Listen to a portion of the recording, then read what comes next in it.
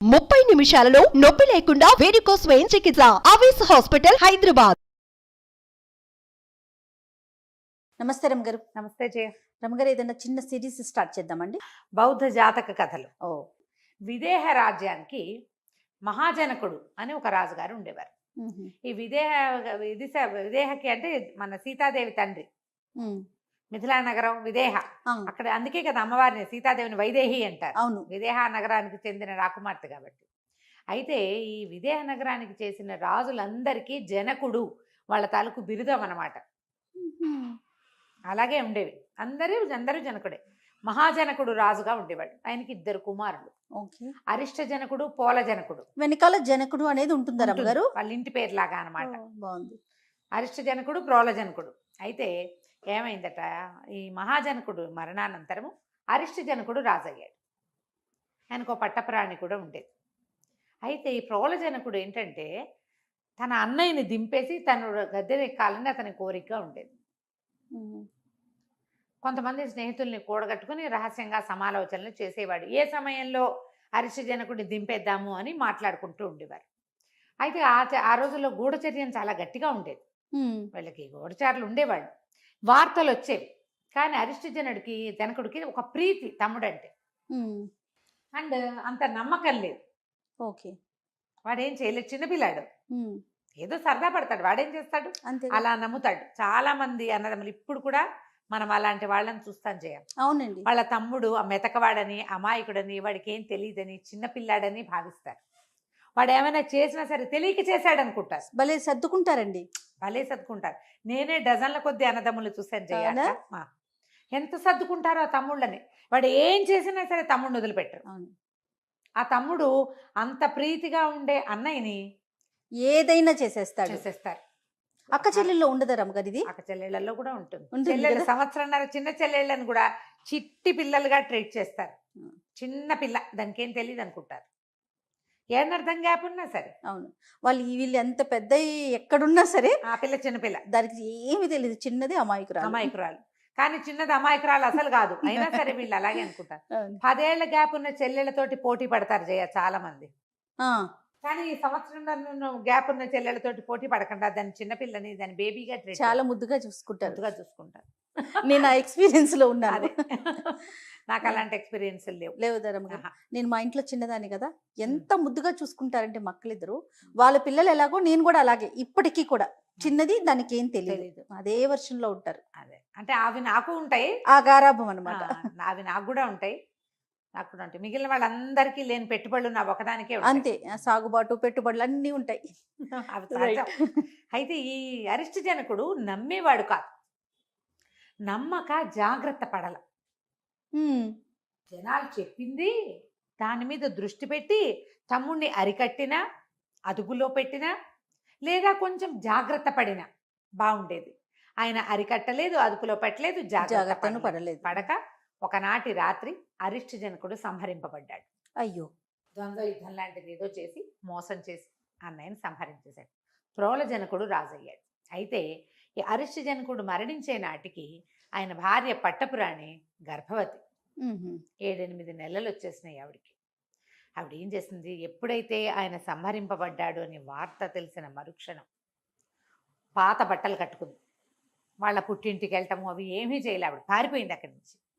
పాత బట్టలు కట్టుకుని, మాసిపోయిన బట్టలు చూసుకుని కట్టుకుని, బోళ్ళంత నగ నాణ్యాలు ఒక పెద్ద వెదురు బుట్టలో 30 నింపేసి, పైన కొన్ని మాసిన బట్టలు పడేసుకుని, ఒక రహస్య ద్వారం గుండా ఆ బుట్ట నెత్తి మీద పెట్టుకుని నడిచి బయటికి వెళ్ళిపోయి, గుర్తుపట్టకుండా తన గర్భంలో ఉన్న శిశువుని రక్షించుకోవటం కోసం. ప్రోలజనకుడు ఊరంతా వెతికిచ్చాడు కానీ ఆవిడ ఎక్కడా దొరకల.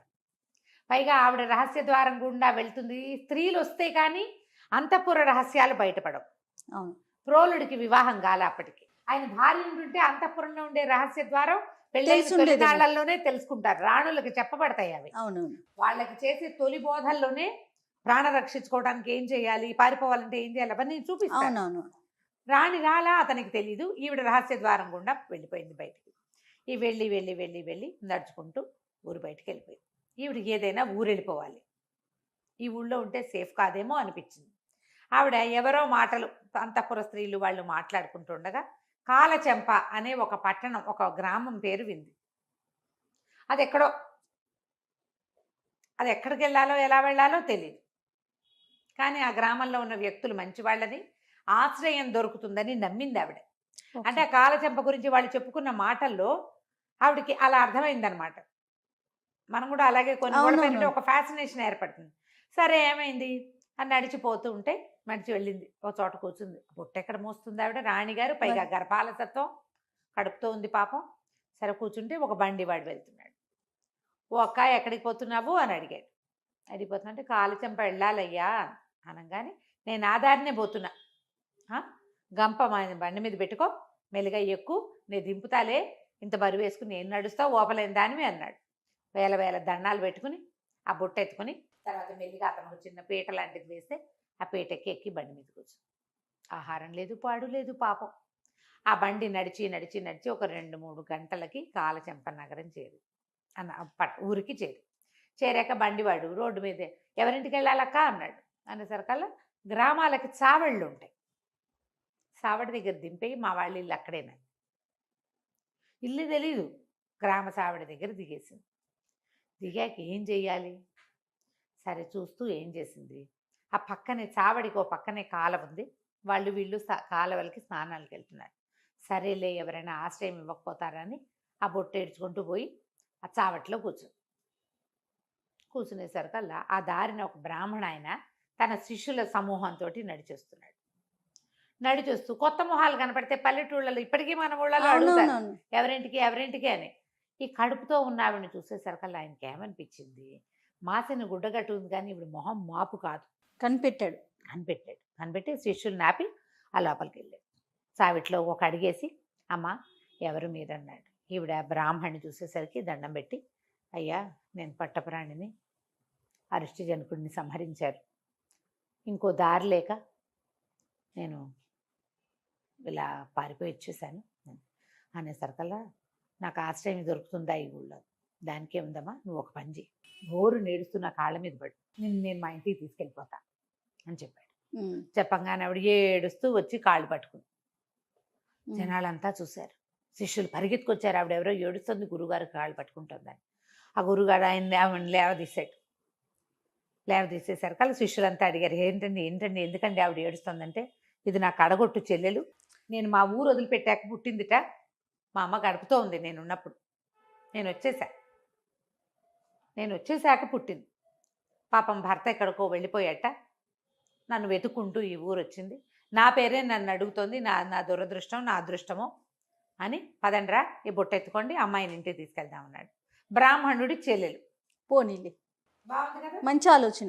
ఎవరో ఆశ్రయం ఇచ్చాడు కాదు చెల్లెలు, భర్త లేడు, ఆవిడ దగ్గర సువాసన చిహ్నాలు ఏం లేవు, విధవరాలని చెప్పుకునేవాళ్ళు ఊళ్ళో అంతా. ఆవిడకి పేరు లేదు, బ్రాహ్మణ ఆయన చెల్లెలు అంతే.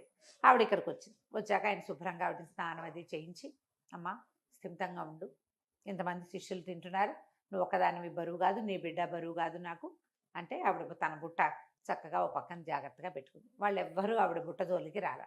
ఆ బుట్ట కిందంతా బంగారం ఉంది, వస్తువులు ఉన్నాయి కదా, ఆవిడ బ్రాహ్మడి చేతిలో పెట్టలేదు. తెలివిగలది ఆయన వద్దన్నాడు, ఆయన ఈవిడ నుంచి ఏం ఆశించాలి, ఆశ్రయం ఇచ్చాడు అంతే. అక్కడి నుంచి ఆవిడ ఆ ఇంట్లో ఆ పని ఈ పని చేసేది, ఏదో సహాయం చేసేది వాళ్ళ ఇంట్లో. యువతలుండి అంటే విధవరాలు అన్ని పనులు చేయకూడదు, అలాంటివి ఏవో ఉంటాయి కదా, యజ్ఞాలు చేసే కాలం కదా. సరే కొన్నాళ్ళకి ఈవిడికి చక్కటి మగపిల్లవాడు పుట్టాడు. ఈవిడ తన మావగారి పేరైన మహాజనకుడు పేరు పెట్టుకుంది పిల్లవాడికి. మహాజనకుడు అని పిలిచేవాళ్ళు, నడిచేది. అయితే మహాజనకుడు అమిత చురుకు, చాలా జనముద్దైన పిల్లాడు. ఏదో ఆటలాడుకోవడానికి దానికి దీనికి మొదట 2-3 ఏళ్ళు ఇళ్లలో ఉంటారు, 5 ఏళ్ళు వచ్చేసరికల్లా పిల్లలు రోడ్ల మీదకి పడిపోతారు. ఒక 8-10 ఏళ్ళు వచ్చేసరికల్లా గట్టిగా ఎదిగాడు పిల్లాడు, చాలా బలమైన వాడు. ఏదైనా ఆటల్లో పాటల్లో ఎవరినైనా కొట్టేవాడు, కొట్టంగానే తగాదాకు వచ్చేవాళ్ళు. అయితే ఆ పిల్లలు ఏం చెప్పారంటే, ఆ విధవరాలు లేదు, ఆవిడ కొడుకు కొట్టాడు మమ్మల్ని అనేవారు. అలాగే చెప్పుకుంటారు కదా ఊళ్ళల్లో.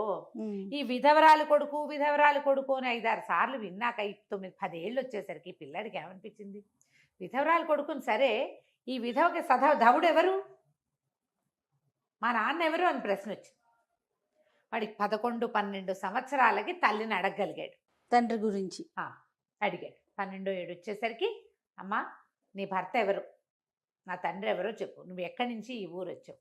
ఆవిడ బాగా ఆలోచించి మెల్లిగా అది కొడుకుని చెట్టు కింద కూర్చోబెట్టుకుని, నాయన నువ్వు అరిష్టి జనకుడు కుమారుడివి, నువ్వు ఆయన రాజు, నీ బాబాయ్ నీ తండ్రిని సంహరించి రాజు అయిపోయాడని చెప్పేసరికి వాడికి పిచ్చి కోపం వచ్చేసింది.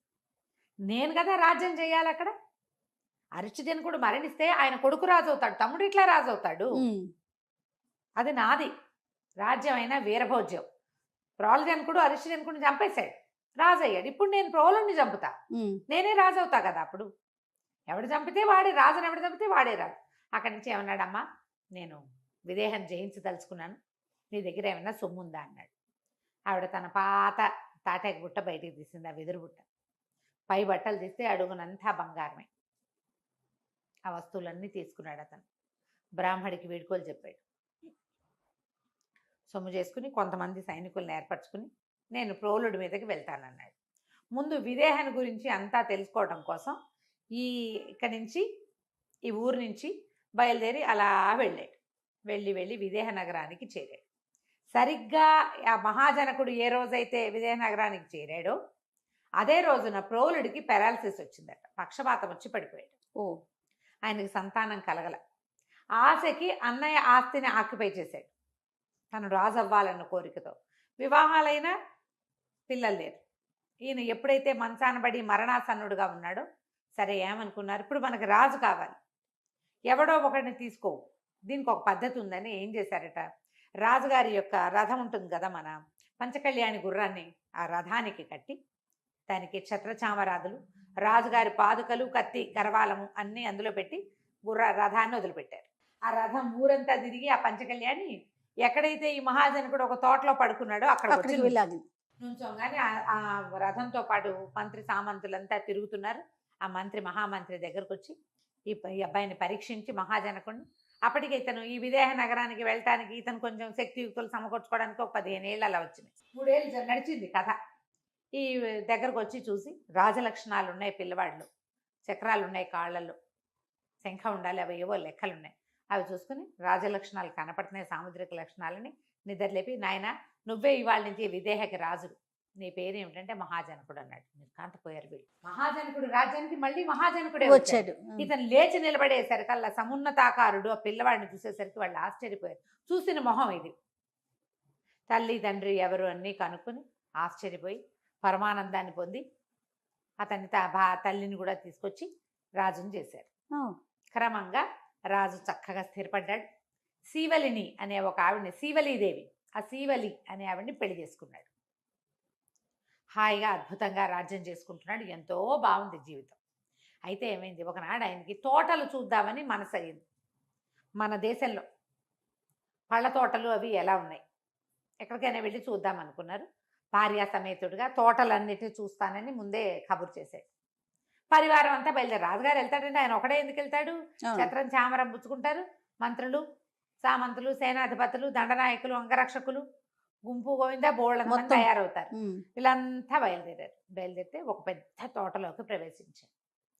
2 పెద్ద గున్నమావిడి చెట్లట, ఎంత ఆకర్షించినాయి. కొన్ని చెట్లు భలే అందంగా కనపడవు. ఆ అందమైన గున్నమావిడి చెట్లలో ఒక చెట్టు నిండా కాయలేనట. రెండో చెట్టు పచ్చగా కళకళలాడుతుంది కదా, దానికి ఒక పూత పిందె కాయ ఏమీ లేదు, మొగ చెట్టు. అది ఈయనేం చేశాడు, ఆ చెట్టు చూసి దాని సంతోషం పట్టలేక దాన్ని కావలించుకున్నాడు. ఆ పళ్ళన్నిటిని ముట్టుకున్నాడు. అక్కడి నుంచి ఒక పండు కోసి ఆ చాకుతో, ఆయన దగ్గర పిడిబాకు ఉంటుంది, చాకుతోటి ముక్క కోసి తిని ఎంత బాగుంది అని పరమానందంతో పదే పదే ఆ చెట్లను చూస్తూ ముందుకెళ్ళిపోయాడు. ఎప్పుడైతే రాజుగారి ఈ చెట్టుకాయ కోసుకు తిన్నాడో ఆ వెనకాల వస్తున్న పరివారం అంతా పరమోత్సాహంగా చెట్టుకాయలన్నీ తుంపేశారు. ఆ ఉత్సాహాల్లో పైకెక్కి దిగేటప్పుడు కొమ్మలన్నీ విరిచేశారు. ఈయన తోటలన్నీ చూసుకుని తిరిగి వచ్చేసరికల్లా బోసిగా అందవిహీనంగా తయారైన చెట్టును చూసేసరికి నిర్ఘాంతపోయాడు. అన్ని పళ్ళతోటి అంత అద్భుతంగా ఉంది, ఇలా అయింది ఏంటి ఇది. పక్కనున్న గున్నమావిడి చెట్టును చూస్తే అది అలాగే ఉంది, దాన్ని ఎవరు ముట్టుకోలేదు. ఆయనకి ఏమనిపించింది, సమృద్ధి ఉంటే కదా ఇలా ఉంటుంది, ఇది వద్దు, నాకు ఏ సమృద్ధి వద్దు, సన్యసించాలి నేను అనుకున్నాడు. అయ్యో, సన్యాసం తీసుకో, బోధిసత్వుడు. అదే ఇక సన్యాసం తీసేసుకుందాము అని నిశ్చయం చేసుకున్నాడు. ఆ వెళ్ళిన తర్వాత ఇంకా వెనక్కి వెళ్ళిపోయాక ఆయన ఎవరితోటి మాట్లాడేవాడు కాదు. మేడ మీద ఒక్కడే కూర్చుని ఉండేవాడు. 4 నెలలు గడిపాడు అట్లా. నిశ్శబ్దంగా అయిపోయాడు. రాణులకి పెద్ద అర్థం కాల ఆయన ఏ దిగుల్లో ఉన్నాడు అని. ఒకరోజు ఒక సేవకుని పిలిచి మంగళని తీసుకురా అని చెప్పి క్షవరం చేయించేసుకున్నాడు గుండు. రెండో సేవకుని పిలిచి ఒక కాషాయ వస్త్రము, ఒక మట్టి పాత్ర, ఒక దండము పట్టుకురా అని చెప్పాడు. ఈ క్షవరం అవ్వగానే ఆ దండం సంకలో పెట్టుకుని ఆ మట్టి పాత్ర పుచ్చుకుని ఆ కాషాయ వస్త్రాలు వేసుకుని దిగెళ్ళిపోయాడు. రాణిగారి కింద ఎవరికో ఏదో పని పురమాయిస్తుంది. ఈయన చూసి ఎవడో భిక్షుకుడు అనుకుని మాట్లాడకుండా ఊరుకుంది. చూసి గుర్తుపట్ల భర్తని. మరి ఆయన ఏ బట్టల్లో ఉంటాడు, ఎటా ఉంటాడు? ఇంత పెద్ద జులపాల జుట్టు ఆయనకి. జులపాలు మొత్తం గీయించేసుకున్నాడు. కాసేపు అయ్యాక రాజుగారు రాజు వచ్చింది. తీరా చూసేసరికి మేడ మీదకి వెళ్తే అక్కడ జుట్టు ఉండేసరికి ఆవిడ నిర్ఘాంతపోయింది. క్షవరం ఎవరు చేయించుకున్నారు ఈ సమయంలో? అసలు ఏడి రాజు అంటే ఆయనేనమ్మా, ఇవి తెమ్మన్నారో వేసుకున్నారు, వెళ్ళిపోయారు అంతే. రాణి మిగిలిన రాణులందరినీ పుచ్చుకుని పరిగెత్తింది రాజుగారు వెళ్ళిన దిక్కుకి. ప్రజలంతా పరిగెత్తుకొచ్చారు. నేను సన్యాసం పుచ్చుకున్నాను, మీరందరూ వెనక్కి వెళ్ళిపోండి అని చెప్పాడు. మీరు సన్యాసిస్తే మాకే దిక్కు అని ఆవిడ వలవలా ఏడ్చింది. అందరూ రాణులంతా ఏడ్చారు. వెనక్కి వచ్చేయండి ప్లీజ్ ప్లీజ్ అని బతిమలాడారు. ఆయన ఒప్పుకోవాలి. నేను సన్యసించేసా, ఇంకా వెనక్కి వచ్చేది లేదు, వెనక్కి రాను. దీర్ఘాయువు అని ఈయనకు కుమారుడు ఉన్నాడు, దీర్ఘాయు జనకుడు. అబ్బాయి చక్కగా ధర్మంగా దీన్ని రాజ్యాన్ని పరిపాలించేలాగా చేయి, సీవల్ని నువ్వు వెనక్కి వెళ్ళిపోమన్నాడు. వినలేదు ఆవిడ. ఏడుస్తూ ఆయన వెనకాల పడి వెళ్ళింది.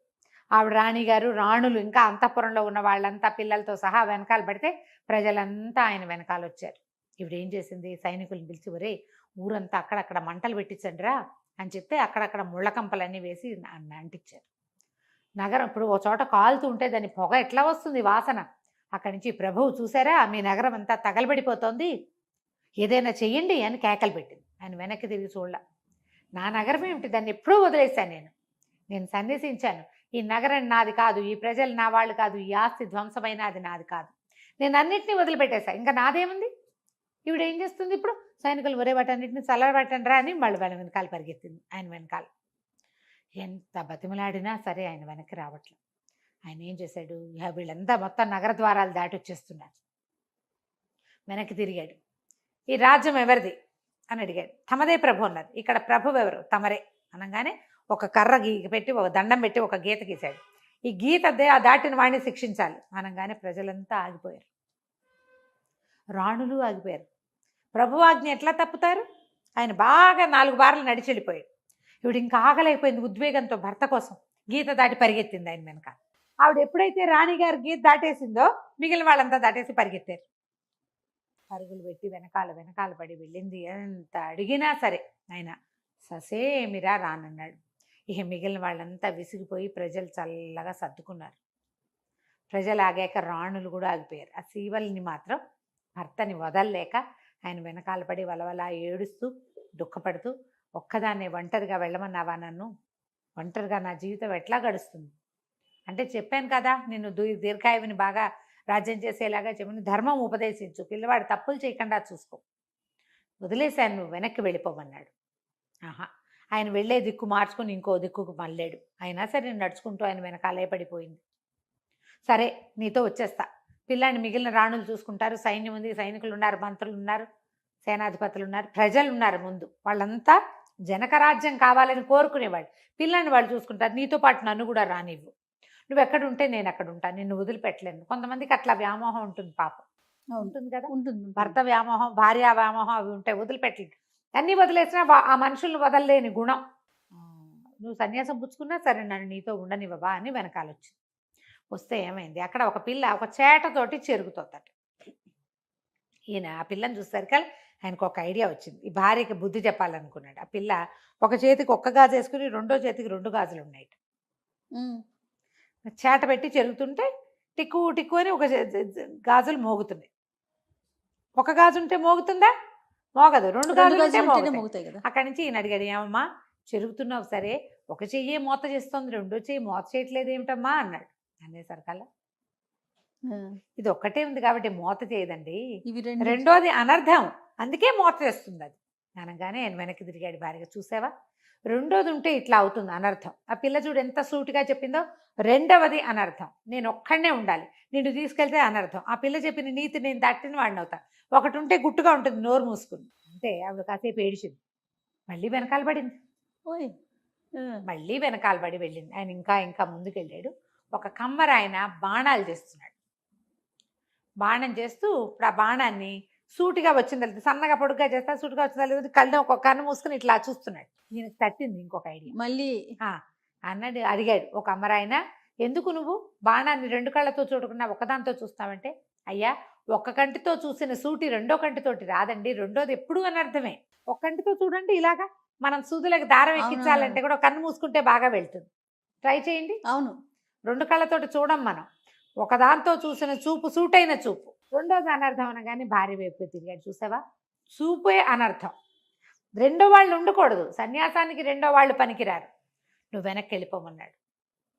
ఆవిడ ఏడుస్తూ వెనకాల పడి పడి పడి పడి ఇంకా విసిగిపోయి కాళ్ళు చేతులు అన్నీ దెబ్బలు కొట్టుకుని దుఃఖంతో సరే సెలవా, నేను వెనక్కి వెళ్ళిపోతానని అడిగింది.